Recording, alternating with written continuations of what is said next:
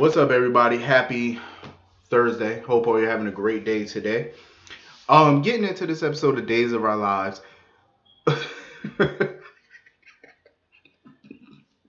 Listen, Abigail is better than me. I'm sorry, she's a lot better than I would be. I'm gonna tell you. In that situation,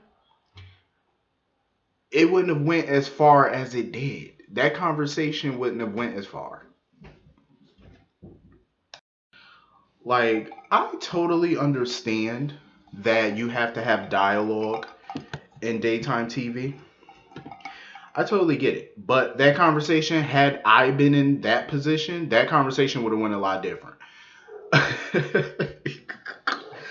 I'm just saying.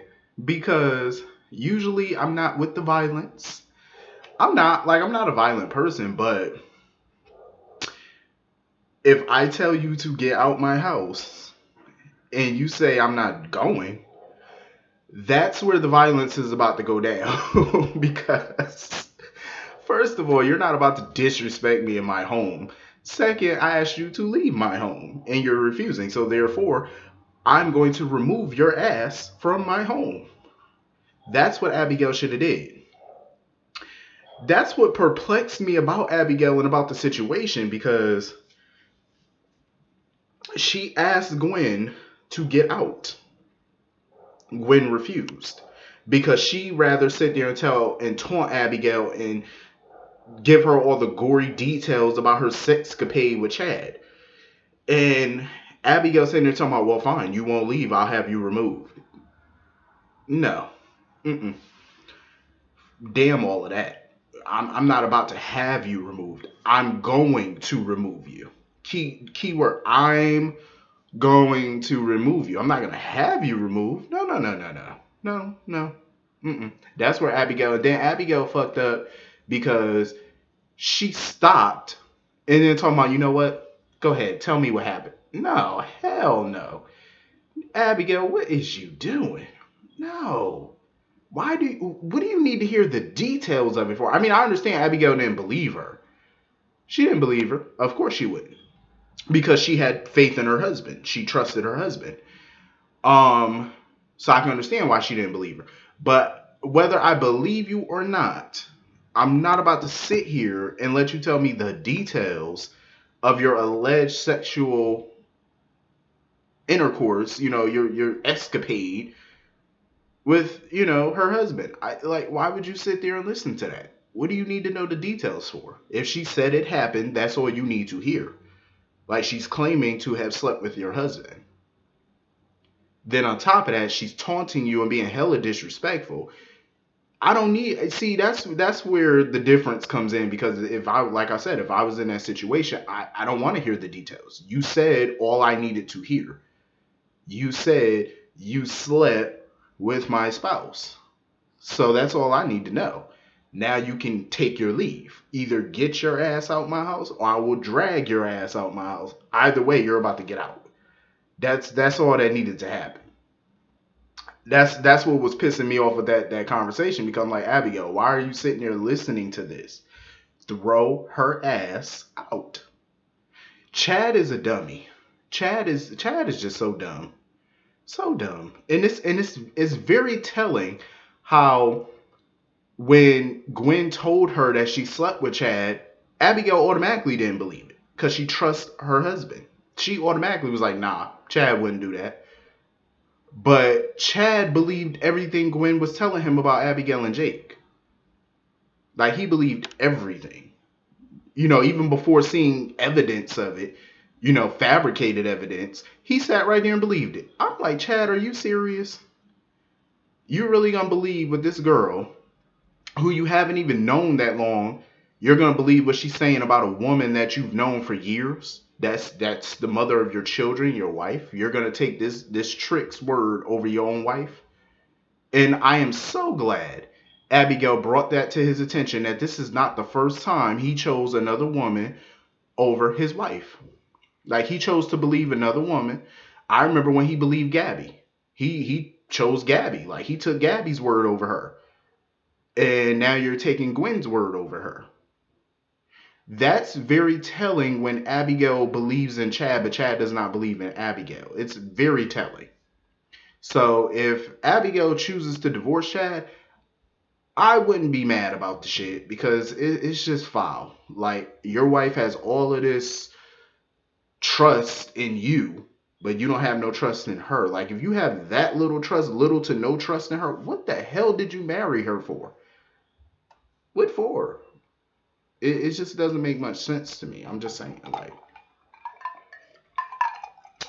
and he's sitting there talking about, oh, I didn't see Gwen coming. Like I didn't see this coming.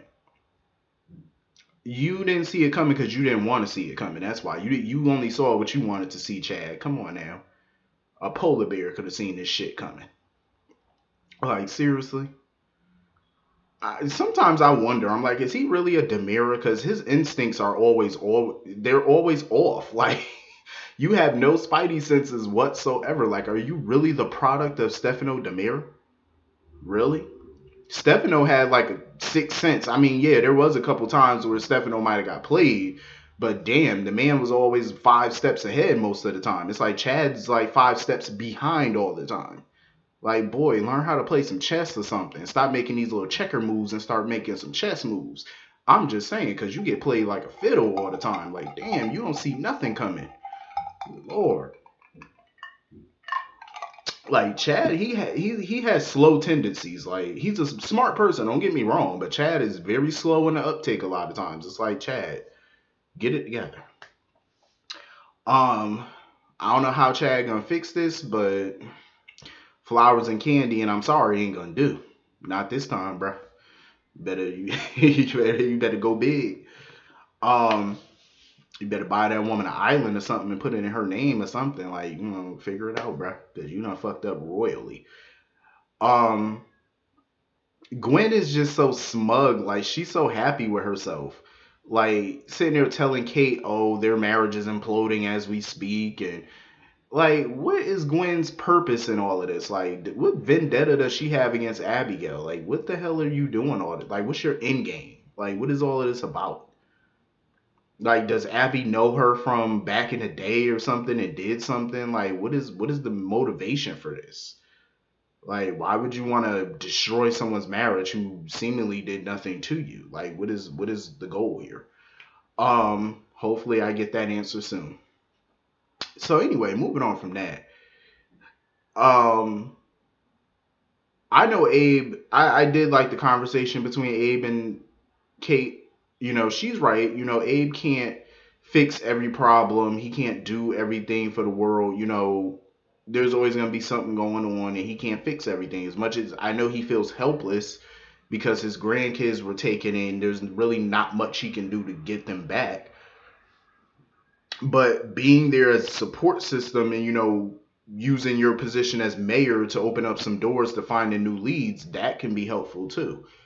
Um, but I'm glad, Kate offered him, friendship. Like she was like, anytime you need anything, come talk to me. I'm here. I thought that was nice of her, but at the same time, I wouldn't trust Kate because, Kate has hoish tendencies.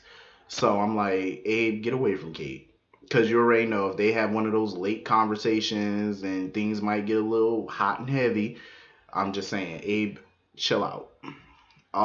But it was nice of Kate to offer to put out a press release, to try to get some new leads and stuff. That was pretty dope. Her doing her part. That was nice. Um, so anyway, Bonnie goes down to the police station because she saw the woman who took the kids. She saw Dr. Rayner, and she goes and does a description and stuff like that. But she keeps doubting herself because she only saw the woman for a couple of minutes. I'm like, yeah, but a couple of minutes might be just enough. You might got a good enough look of her to get some type of description out. And Eli and Lonnie and Valerie, they all show up to the police department. Abe, and she does her description, and they look at the sketch, and it's a picture of Val. It's a picture of Valerie. I was like, what the hell? We all know Valerie obviously had nothing to do with this. Lonnie was pissed. She goes back up in that interrogation room and basically accused Bonnie of thinking all black people look alike. Bonnie was like, "Oh, that's not true." She was like, "I don't think all black people look alike."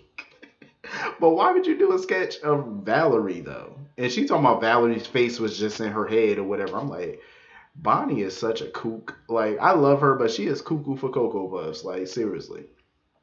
So she did a whole nother sketch, and Valerie and Lonnie look at the sketch and they automatically recognize Dr. Rayner. So they pull her picture up in the database or whatever, and they confirm that that's definitely Dr. Rayner.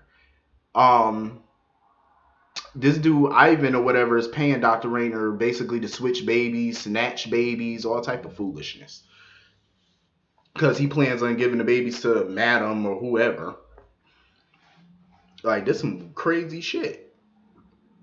I really wish that Days wouldn't have gone down this whole baby kidnapping road, because we've seen this storyline a billion times over. Like, we've seen this shit a million times over, and it's like, stop with the old soap cliches. Like, just stop. Come up with something fresh. Like, do we have to keep seeing that? Babies kidnapping, amnesia. I really hope they wrap this story up quickly. And Dr. Rayner all of a sudden want to have a guilty conscience. Now she want to feel some shame about her shit. Talking about, oh, I don't feel right about all that. But you keep doing it though. You didn't feel right about switching Kristen and Sarah's baby, but you did it. You got paid nice for it, and then you felt a way about doing it, but here you are taking babies yet again, playing God and messing with people's lives for a big payday, but you feel guilty about it.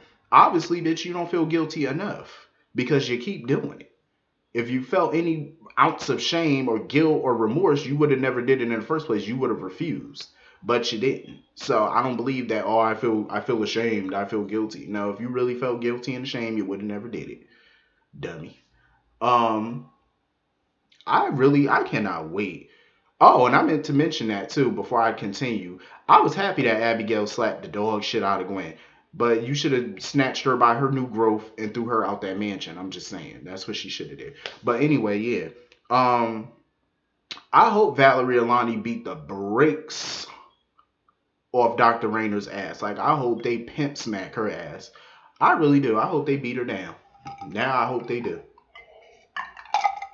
She deserve a beat down. I'm being honest. Like, she deserves an ass whipping. Hopefully they move forward. They move quickly with this storyline, because all this baby snatching is just annoying.